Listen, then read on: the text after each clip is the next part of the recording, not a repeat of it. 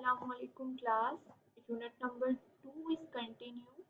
जैसे कि हमने पिछले लेक्चर में क्वेश्चन नंबर 5 तक जो है हमने काम किया था। नेक्स्ट अब हम स्टार्ट करते हैं क्वेश्चन नंबर 6 से। What are iterative statements. ये क्वेश्चन भी आपने पीछे पढ़ चुके हैं। मैंने आपको बताया था कि दो तरह की कंट्रोल स्टेटमेंट्स होती हैं। फर्स्ट इज कंडीशनल, जिसमें हम किसी कंडीशन की बेस पर करते हैं। सेकंड वन इज इटरेटिव, जब हम एक ही चीज को बार बार रिपीट करते हैं। अब उसी की डेफिनेशन उसने दी हुई है। इटरेटिव स्टेटमेंट्स और लूप, इटरेटिव स्टेटमेंट को हम लूप भी कहते हैं, are used to repeat an action. Repeat an action का मतलब कोई भी काम, एक्शन, अगेन एंड अगेन, बार बार, for a desired number of times. Desire का मतलब जितना आप चाहते हैं। वो कह रहा है इटरेटिव स्टेटमेंट या जिसे हम लूप भी कहते हैं, वो किसी भी एक्शन को एक से ज्यादा बार बार रिपीट करने के लिए यूज होता है जितना आप चाहते हैं। मैंने आप लोगों को एक एग्जांपल दी थी। लेट्स सपोज आपके पास कोई भी एक नेम है। यहाँ मैं एक नेम लिखती हूँ।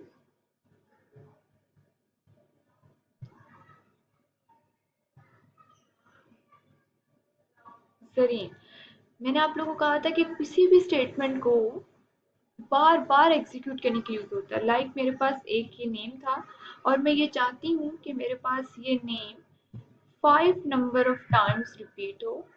तो ये उसको हम प्रिंट करने के लिए, यानी एक ही चीज को बार बार रिपीट करने के लिए हम यूज जो करते हैं वो है इटरेटिव स्टेटमेंट, जिसे हम लूप भी कहते हैं। इस तरह से ये 5 टाइम्स इसको जो है रिपीट करेगा और प्रिंट कर देगा।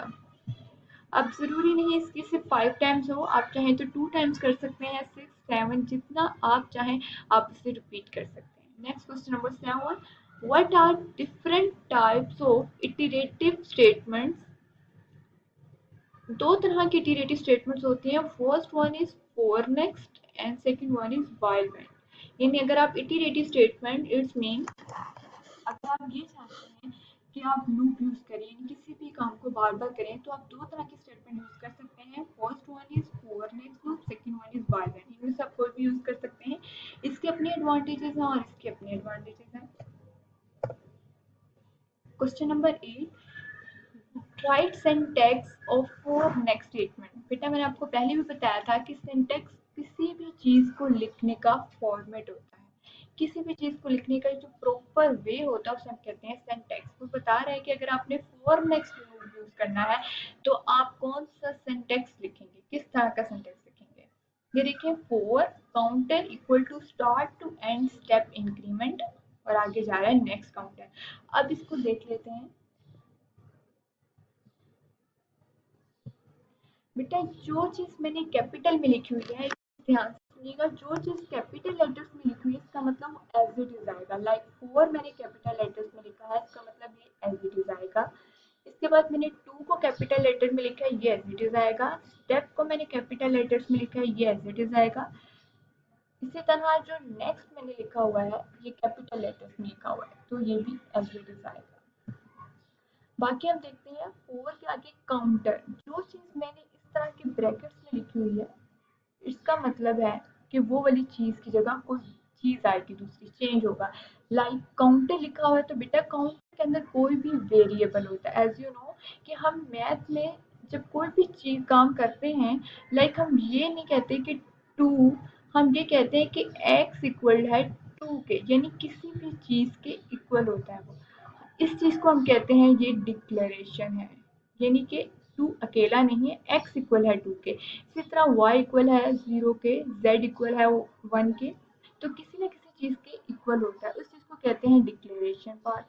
अब वो फोर काउंटर्स का मतलब कोई भी वेरिएबल आएगा, या मैं कोई भी वेरिएबल ले सकती हूँ। लेट्स सपोज मैं यहाँ वेरिएबल ले लेती हूँ z equal to as it is आएगा। स्टार्ट, इसका मतलब ये है कि आप कहाँ से स्टार्ट करना चाहते हैं लूप। बेटा आप जैसे पहले पढ़ चुके हैं कि फॉर नेक्स्ट जो है स्टेटमेंट, ये क्या है, इटरेटिव स्टेटमेंट है, यानी एक तरह का लूप है। तो इसी तरह हमने ये लूप चलाना है। अगर फॉर z इक्वल टू, तो कहीं से तो स्टार्ट करेंगे और कहीं खत्म भी करेंगे। तो स्टार्ट फॉर एग्जांपल मैं ये कह देती हूँ कि ये 2 से स्टार्ट होगा। 2 का मतलब ये एज इट इज आएगा कीवर्ड, और एंड का मतलब जहाँ खत्म हो रहा है, ये 8 पे मैंने खत्म किया। मैं चाहती हूँ कि कोई भी चीज़ 2 से स्टार्ट हुई है और 8 पे खत्म होगी, स्टेप एज इट इज आएगा। इंक्रीमेंट किसे कहते हैं? इंक्रीमेंट का मतलब किसी चीज़ का बढ़ना। इसका मतलब है कि 2 से 8 तक ये जो लूप चलेगा इसमें कितने का इजाफा करेंगे हम। लाइक मैं यहाँ लिख देती हूँ 2, यानी कि मैंने जो इंक्रीमेंट किया वो 2 का किया। अब ये किस तरह से चलेगा, इसकी वर्किंग देख लेते हैं। बेटा ये देखें, z इक्वल टू 2, यानी कि ये स्टार्ट हुआ, z की वैल्यू शुरू में क्या थी? 2, 2 से स्टार्ट हुआ। इसके बाद उसने क्या कहा कि जब 2 आ गया तो उसने इंक्रीमेंट बीच में किसका किया था? 2 का। तो 2 का इंक्रीमेंट हुआ तो 2 और 2 कितने हो गए? 4। नेक्स्ट टाइम जो z की वैल्यू होगी वो आपके पास होगी 4। इसी तरह से फिर 2 का इंक्रीमेंट हुआ और z की वैल्यू हो गई हमारे पास 6, बिकॉज 4 प्लस 2 इज 6। नेक्स्ट फिर 2 का इंक्रीमेंट हुआ और 6 प्लस 2 हो गए हमारे पास 8। 8। अब आप देख सकते हैं कि एंड हो गया, यानी कि ये वाली चीज यहाँ पे खत्म हो गई है। 2 से स्टार्ट हुआ था हमारा लूप, हर बारी हमने इंक्रीमेंट किया है 2 का, हर बार, और यहाँ पे वो खत्म हो गया हमारे पास 8 पे। तो आप देख सकते हैं आपका लूप खत्म हो गया है, 2 से 8 तक लूप चला। अब जब हमारी ये लूप खत्म हो जाएगा तो ये नीचे आएगा यहाँ से और इसके बाद आ जाएगा next counter. As you know counter क्या चीज़ है? कोई भी वेरिएबल।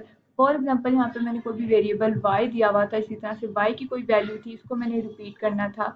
तो ये वाला अगर जब लूप खत्म हो गया, जितनी बार इसने चलना था, आपने इसको स्टार्टिंग पॉइंट दिया हुआ था, एंडिंग पॉइंट, वो चला और बाद में यहाँ पे आके वो चीज़ खत्म हो गई और नेक्स्ट स्टार्ट हो गया आपका।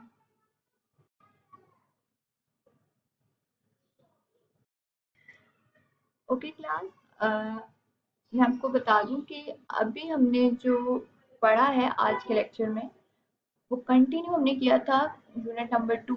जैसे कि हम क्वेश्चन नंबर 5 तक पहले कर चुके थे, क्वेश्चन नंबर 6 कंटिन्यू किया और हमने देखा कि इटरेटिव स्टेटमेंट क्या होती हैं। जैसे कि हमने देखा था कि कंट्रोल स्टेटमेंट दो तरह की होती हैं, conditional and second one is iterative. आज हमने देखा इटरेटिव स्टेटमेंट्स क्या होती हैं, जो कि अगेन एंड अगेन रिपीट होती हैं। और हमने देखा कि एक नंबर को अगर हमने 5 टाइम्स प्रिंट करना हो तो हम कौन सी स्टेटमेंट यूज़ करते हैं? इटरेटिव। मैंने कहा कि दो तरह से हम स्टेटमेंट यूज़ कर सकते हैं, एक है फॉर नेक्स्ट लूप और second one is while when loop के जरिए भी यूज़ कर सकते हैं।